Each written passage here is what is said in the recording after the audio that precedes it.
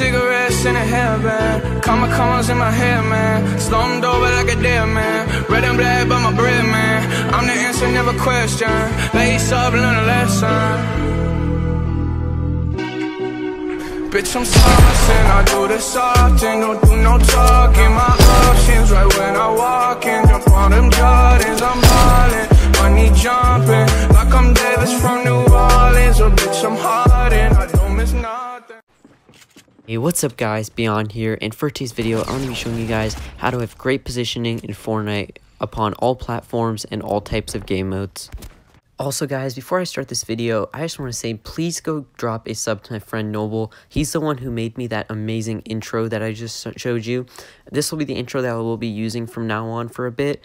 Honestly, I think he is an amazing editor, and that was his first ever Fortnite edit. So please be sure to drop him a sub because he's going to start doing much more Fortnite content on his YouTube channel, and he is honestly one of the best editors I know. So yeah guys, be sure to check him out. And he was also a part of Straight Rippin' before he left the team. So be sure to check him out and enjoy the rest of this video. Alright guys, so what is good positioning in Fortnite? What good positioning consists of is a player's ability to put himself in the right places at the right time during games in a Fortnite game. Now, good positioning isn't always just having good high ground. Sometimes it's about getting behind the player or getting in a position in which you can take shots on them without getting too much damage by them or their teammates. Now, good positioning is the key factor to almost every good player that plays Fortnite and is able to drop high kill games. For example, one of the best console players to date is Gronky Fortnite, and a lot of times when I watch Gronky play, his building isn't necessarily like a Chronic Sway's building, but his building is very efficient and it always gets him to where he needs to be on the map. So whenever he approaches a squad or a solo or a duo, he always makes sure that he has a nice build structure that is high ground and is good for pushing them. And he always builds in a way at which he can take shots at players without getting shot by other players. So for example, if he pushes up to a squad and there's players pushing him from the right side, like two of the squad mates are from the right and one is from like the left, and then there's another one right in front of him, he'll build two walls in front of him and to the right, and then he'll put a floor down and start shooting at the person to his left. And then as he does this, he'll switch over to the next guy and the next guy and the next guy, while remembering where the other players are and also keeping good positioning on them. As you guys can see in this part of the gameplay, I kept my high ground on this player until I was sure that he was weak, and once I realized that he was weak, I dropped down to finish the kill. Now in this part of the gameplay, you guys can see a perfect example of bad positioning. As you guys can see, this player dropped down from his high ground, which was a great position to kill me from. As soon as he dropped down, I instantly had to jump on him, and I was able to take him down easily. However, this player wasn't very skilled, and I wasn't necessarily trying too hard to defend against him, where I was mostly just trying to get him killed because it was obvious that he wasn't that great based on the way that he pushed me. With this next guy, he didn't seem too terrible, but he also wasn't that great. So I obviously had to get my high ground back in order to have good positioning and to get shots on him, but I also realized that he wasn't pushing up too much, so I decided to drop down to finish up the kill.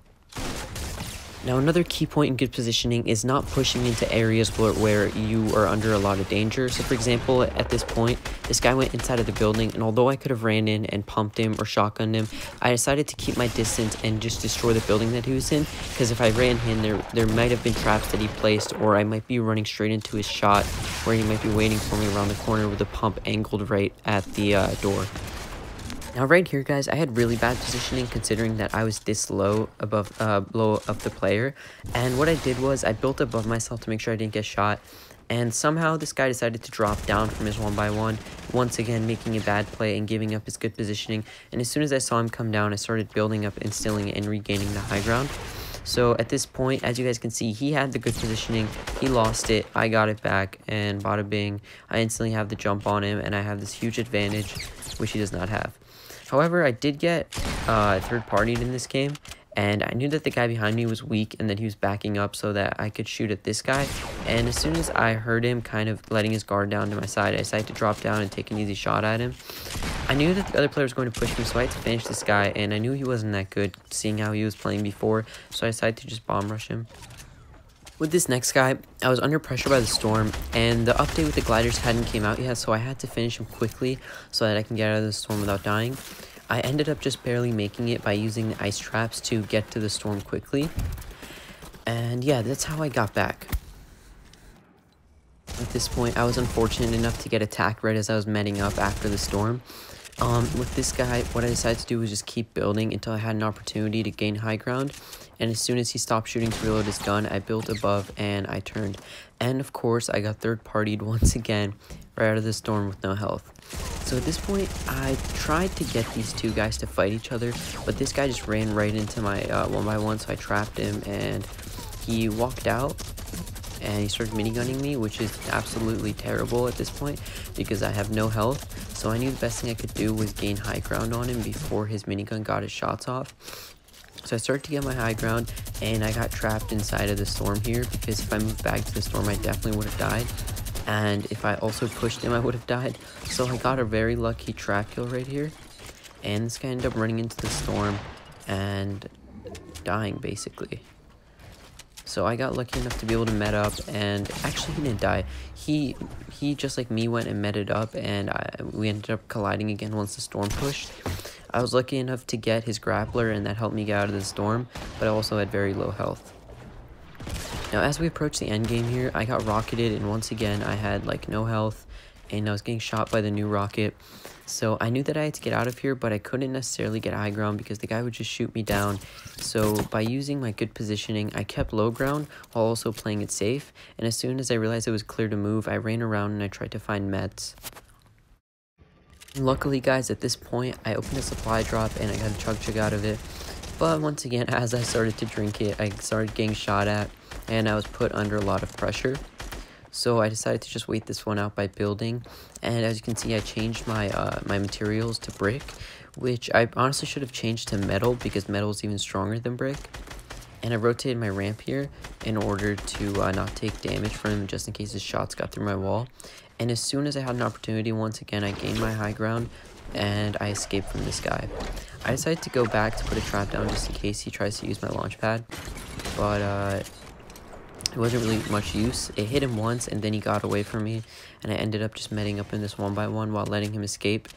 And as soon as I got my health back, I decided to go back, grab the minis, and then go push him again. So basically, guys, to conclude the main points in this video, in order to have good positioning in Fortnite, you always want to maintain your high ground while also being aware of where the other players are.